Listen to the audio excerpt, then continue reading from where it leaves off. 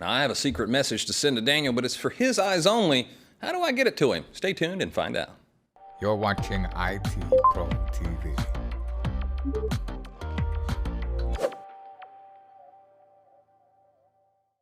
I'm glad you stuck around because we're talking about basic cryptography. And, well, let's just go ahead and start there. Basic cryptography.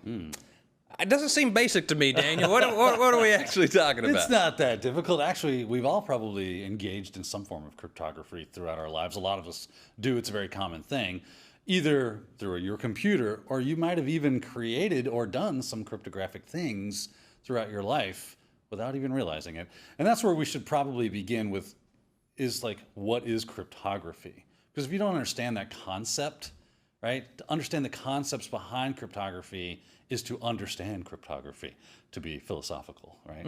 Wax eloquently about the said topic, right? What does that mean? I think we all probably have a thing in our mind that says, okay, that to me, that's cryptography. But really it boils down to this, is that we have information that needs to maintain its confidentiality. We want to make sure that only the people that we want to see that information can see that information. So how do we do that? Well, we obfuscate it. We mask it, we disguise it, we camouflage it by using certain mechanisms so that the output is a jumbled mess. And if I want to unjumble the mess, I need some form of that mechanism, some piece of that mechanism, so that I know, a key, if you will, right? That will tell me this means this and that means that. And if you run through it really quickly, you should be able to decipher the code. That is the basics of cryptography. And Justin was laughing because he said, you've probably done this in your life. I know he has. Yeah. I did it. You might have done it yourself. If you're doing this course, it's a good probability, I think. And I would even argue, even people who are maybe non-technical, never heard of cryptography ever before, you've engaged in at least probably a simple substitution cipher. Right. I know I did. I used wingding fonts, and me and a friend figured out the bird means Q, right? So friends, me and my friends, when we were in school, this was in school, we created our own symbols for each letter of the alphabet. Easy air Zodiac. Yeah, I know, right? Yeah. So Zodiac, if this will lead you down a rabbit hole, Zodiac made some very difficult ciphers, and some of them have yet to be cracked. Yeah. So cool stuff. If you want to check that out, we'll definitely, if you find this interesting, we'll catch your ire. That being said, we made all these symbols, got so good at looking at the symbols and being able to decipher in my head because it was that simple, what Justin called a substitution cipher. Sometimes it's also called a Caesar cipher because I think Julius Caesar is one of the first people or the first person that we know that engaged in utilizing this type of ciphering. But a substitution means I have A, and I'm going to substitute that instead of A, I'm going to make it J, right? So every time you see an A, you're going to get a J instead, okay? We actually, from time to time, will see this in technology. We call it rotational cipher. Or you might call it ROT13 or ROT5 or whatever. If you see that kind of terminology, that's exactly what that's doing. It's just doing a substitution cipher or a Caesar cipher, where it's replacing one character for another. I can actually show you what that looks like if we dive into the computer here. My computer keeps going to sleep on me. I'm like, wake up. Yes, there we are. So here we are. We got that going. If I have some text, so if I just echo, text, you see it echoes text on the screen. But I want to create something that's a little more obfuscated, right? A little more hidden. So how do I do that? There is a command in a lot of Linux systems called tr, and if I man tr, you'll see that it does translate or delete characters. Okay, that's what I want to do. I want to translate one character for another character, and I'm going to rotate those characters by X amount of characters, right? Hopefully most of you that are watching are familiar with the English alphabet, A through Z, okay? That's what I'm going to use as my character set. So if I quit out of here, and if I echo my text, I'll do secret text, right? Secret. Can I spell that? C-C-R-E-T? Yep. Text. And I pipe that into TR, so just kind of basically like pushing it over there as its input. And I just start doing I tell it what character sets do I want to rotate and how do I want to rotate them. So I'm going to do A through Z, Z, and A through Z, like so. And then I'm going to rotate it, and I'll start with, I guess if rot 13 is pretty common. I think N is 13, so we'll start there. N through Z with, then you got to do A through M. Or notice I'm doing capitalization and lowercase so that I catch all those character sets. And then I'll do N through Z and A through M, like so. Fire that off, and now you notice that my secret text comes off as Ferpgurg Gurk G, right?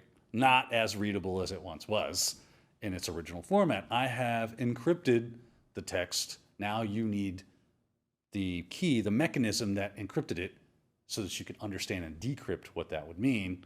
And there you go.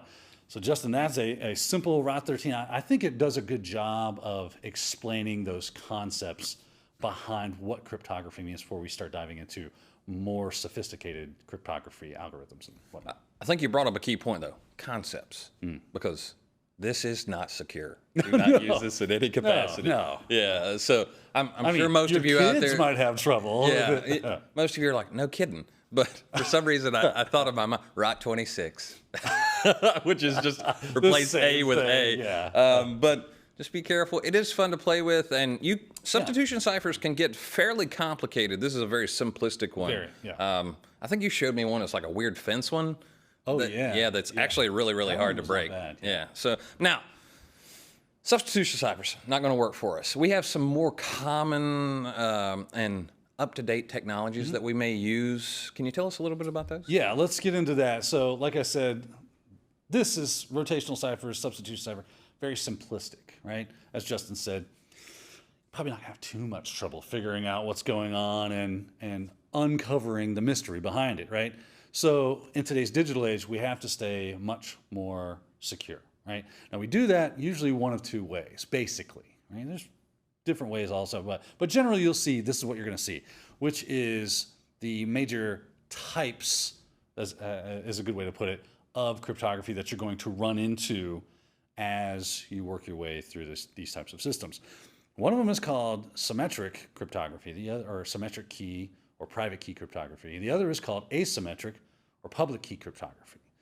And you're thinking, that sounds cool, because it does. It is kind of cool. And the way it works is, Justin, should we start with, I say we start with asymmetric. I think asymmetric actually plays out with the metaphor a little bit easier. I agree. We'll start with asymmetric, right? With asymmetric cryptography, what we're going to do is we're going to have a pair of keys. We're going to have a public key and a private key, right? You're thinking, okay, I'm with you. And then Justin, if he wants to play the game, he's going to have a public key and a private key as well. And if you want to play the game, you get the idea, right? Now, I've got a piece of information, right? Here it is. Ooh, secret. Super secret. It's actually our notes from the last show we did, but Yeah. shh, right? I want to send it to Justin. It's got some private information on there that only his eyes should see. With public key cryptography or asymmetric cryptography, we're going to use our keys to encrypt this thing up and decrypt it as well. So I can do this one of two ways. I can get a copy of Justin's public key. So Justin, if you would, sir, hand me Justin's public key. There it is, right? So the cool thing about his public key, he can give that out as freely as he'd like, put it on a billboard, slap it on a bus, whatever you feel like. It's not a problem. You might be going, how does that work? We're going to get to that, right? I now have a copy of Justin's public key. Cool. I can now encrypt my message with Justin's public key. I'm going to smack it in there, right? Bing. Guess what's cool about this public key? Only Justin's private key can decrypt it. So, if I'm handing it off to him and somebody comes by and snatches it out of my hand, they're going to open it up and they're going to go, this is a bunch of jumbled garbage. They're not going to be able to see because they need his private key to decrypt it. So if I hand it off to him, he now has the information. And because he has his private key, there it is, he can now decrypt the information and read it. That's one way in which we could have gone about this. Another way, I could have my information. I could take my private key and encrypt the data. Crazy, you say. But Justin has a copy of my public key sitting in his little digital vault. I hand this to him encrypted with my public key, or my private key. My public key can decrypt my private key. Anything encrypted with my private key. Now, he gets the added benefit of knowing that since my public key decrypted the message, he knows for a fact it was encrypted using my private key. Yeah. Right. Not necessarily it came from Not it. that necessarily came from. My private key could have been compromised, and that is something we have to worry about when it comes to any kind of cryptography, is that the keys say, the private keys stay secret. And ultimately, that's where asymmetric came from, because key exchanges are difficult, right? Super hard. I still only want to give individuals my public key that I want, right? I could distribute it freely, but then it kind of defeats the purpose of me using a private key, because then they're like, oh, well, he gave me a key to his door, so I don't know why he's worried about it. Not sure what's going on here. So Feel now, like it's a trap. now the two keys facilitate, I'm going to exchange. Typically, you're not going to send the message and the key at the same time, right? You're going to do some kind of other key exchange. Right. There are key exchange servers you can download. You can upload your public key to. People can go to it and download your key. You just have to make it available. Some people put it in the signature of their email. Here's my public key. Yeah. Cool. And every email they send out has a copy of that. So maybe if I encrypt something and I send it via email, they've got a copy of my public key right there, and they should be good to go. I would feel weird about doing that, though. Yeah. Yeah, I'm like, so here's this up. Here's a key for you. Yeah. Who are you again? Now, that does bring up a good point. If I encrypt something with my private key and my public key decrypts it, anybody with my public key can decrypt that message. So a lot of times you use it for that what they call non-repudiation, to make sure he knows that hopefully it came from me and not someone that has stolen my private key. Now, I've talked to people about this, and they're like, asymmetric, it seems way complicated. Was there an easier way, or did this come from another way? Or It does come from another way. I don't know if I would say it was easier per se. I think this is just someone who's like maybe a little new to this. They're like, well, why do we have you don't know that this solves a problem that you had, I guess. That's right? exactly right. Yeah. So that brings us to symmetric key encryption, or just private key encryption, where we have just one key that does both the encrypting and the decrypting. Just pretend it doesn't say Justin on it. It's just private key, right? There you go. Perfectly done. Justin, you're a master at this. Thank you. Thank you for your skills, right? We just have one private key. Justin's already alluded to the issue with this. Now, it works great. We got one key to rule them all and in the darkness bind them, right? I have the information. We both have a copy of that private key. Justin can encrypt it up, send it to me, and then I've got the private key as well, jumble up. I can decrypt it. I've got the message. But key exchange is where the problem can come into play, where if someone intercepts my private key, they can decrypt all my messages, no matter what they are, right? Anybody that has a copy of that private key is now a possible weak spot when they start to, oh, let me share that with so-and-so, or let me share that with you. You need to be a part of this. And now, how do we do that? What are the mechanisms in which do I just slap it in an email and send it to Justin? Probably not. Do I stick it on a thumb drive and walk it over? Much more secure way of doing it. A lot of people do keep copies of their private key on digital media inside of like a fire safe, something to that effect. Because if that key is gone, by the way, you're not opening any of those encrypted messages ever again. So keep that in mind. These encryption algorithms are very strong. Symmetric algorithms use one key to encrypt everything and to decrypt everything. Asymmetric have public and private keys so that I can encrypt things and make it a lot easier for key distribution and decrypting mechanisms, and also adds a little benefit of that non-repudiation as well. Daniel, I will say it. I like the sadness in his voice.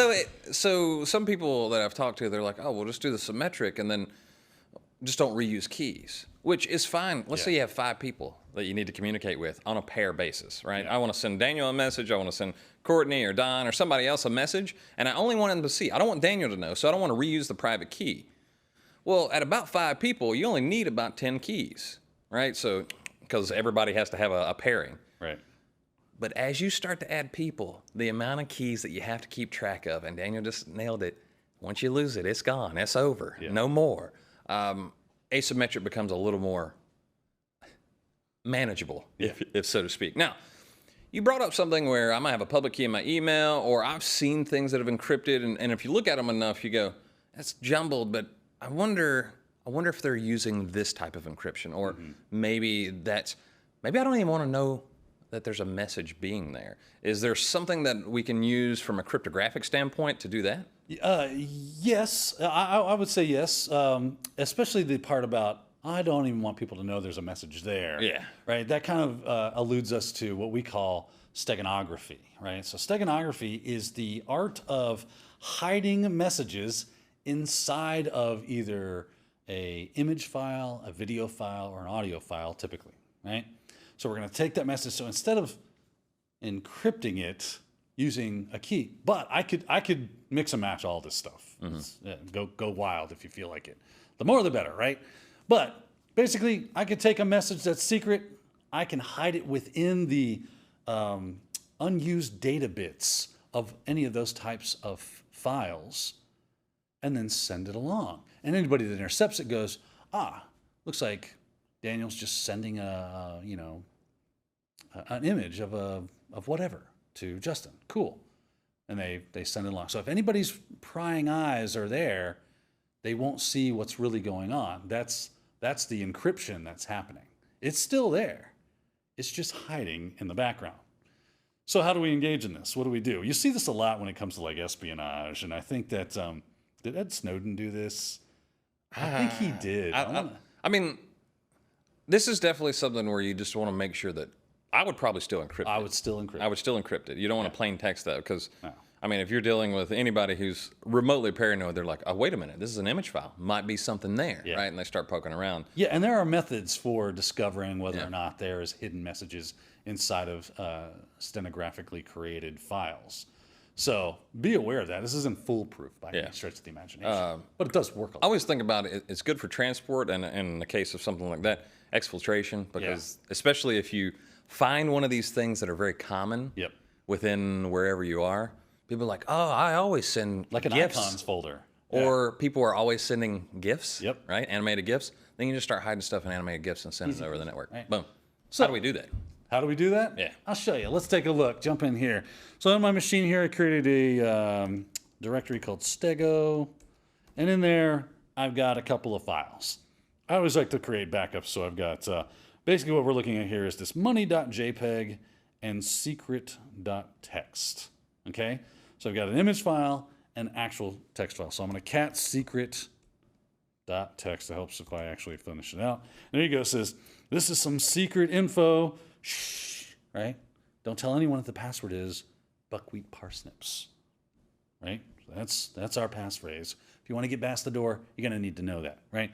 So I need to get that to Justin, but I don't want anybody to know. Maybe someone's sniffing the wire, you're doing something to that effect. I got to get that to him. So I'm going to use some Stego. There's a tool called steghide. Steghide like that, right? And this will allow me to both create this Stego file and also extract the information from the Steg file, right? So what we do if I want to embed, I type in embed, and I will say -ef, and then the file that I'm using, which is secret.txt, okay? Then I will want to do a -cf and tell it what picture that I'm using. So that would be money, right? .jpg. There we go. Once I hit that, it's going to ask me to enter a passphrase. Make it up. It's not asking you for a passphrase to do this. It's asking for you to create a passphrase for anybody that wants to undo this. So I'm just going to put a passphrase in there. See if I can't do that. There we go. So it says embedding secret.txt into money.jpg, and it's done. I'm good to go. And now I can come in here and rm secret.txt. It is gone. But is it really? It's still stuck in that. So I pass that along, send an email, do whatever. Now I can do steghide again and do a extract -sf of money.jpg, and it will be -xf, and then it was secret.txt. It's going to ask me for the passphrase, type that in. And, oh, I typed in my password wrong. Try it one more time. There we go. wrote extracted data to secret.txt and ls, and oh, lo and behold, secret.txt is back, cat, secret.txt, and there it is. So I was able to very covertly send that message to Justin, and he would be able to extract it. Now, speaking of that, something I always thought of when it comes to like altering files or embedding data. So money 2, is that a backup copy of the? That's a backup copy. All right. Yeah. So if we were to look at checksums for those 2 files, are they the same? That's a good question. I want to get into that into a next episode Okay. about what those are and how those work. So we'll save that on the back burner, but great question. We will revisit. But that's what we got today. There's the basis of cryptography, the different cryptography types that you might run into, as well as a little steganography for season, right? Good stuff. A little bit of goodness. Now, definitely stay tuned. I got to figure out about these checksums. So join us on back. But for this one, we're going to go ahead and get out of here. So signing off for IT Pro TV, I've been your host, Justin Dennison. I'm Daniel Lowry. And we'll see you next time. Thank you for watching IT Pro TV.